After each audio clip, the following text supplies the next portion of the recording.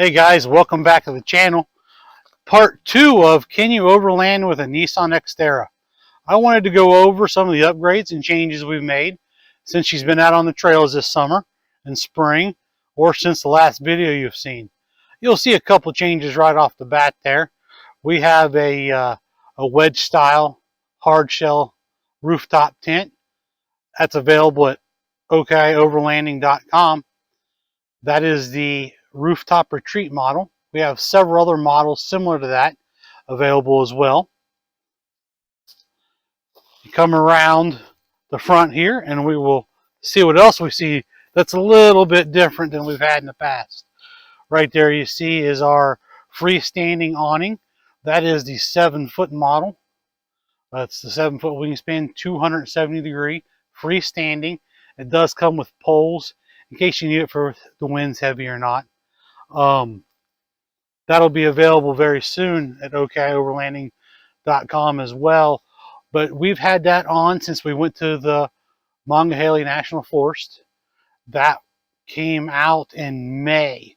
So we have roughly 13,000 miles of it traveling on the Xterra throughout the trails and expressways in different areas that we've been to, different events. We set it up when we go camping. It's nice to stay out of the weather. So guys, if you're interested in that, it's a big bonus, especially when it's hot and sunny out. Some of the other features you'll notice is the Nagoya U29 antenna. We opted to go with that rather than changing to a base style because we like our Rigidity GM30 GMRS radio. It does help get the signal out a little farther than it did in the past. Receives a whole lot better. Another update you're going to find is we transferred from our Samsung 8-inch tablet to the full-size Apple iPad.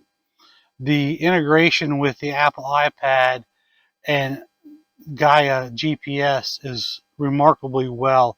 The functions are very similar as it is on the computer, so it made it easier for me and my partner to lay out tracks, to plan routes and different things as well. Just the new overlanding layer from Gaia is remarkably helpful as well. So we really do like that. So before we went to West Virginia, you'll see that red dot down there. That is a dual brand GPS satellite transponder. It hooks up Bluetooth to the iPad, so you no longer need to have Wi-Fi or your phone connected to the tablet, burning up your internet and stuff. So we lost cell phone service for days in West Virginia. We never once lost a GPS satellite signal using that transponder.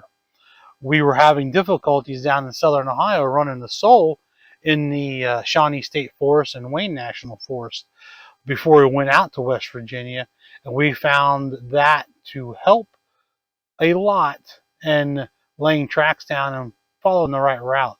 I know Guy does a wonderful job of how the stuff's set up, but that does remarkably well as a help. So this has just been a quiet little update. We did add a new, a little cheap windshield mount for the new iPhone to help record wise. But them two items there is a big help. Then you go up to the top, as we said before, and we have the 270-degree awning available here. We'll have the link below, along with the wedge style hard shell tent. Our one other upgrade that you guys haven't seen yet is before we made it out there is the tire carrier.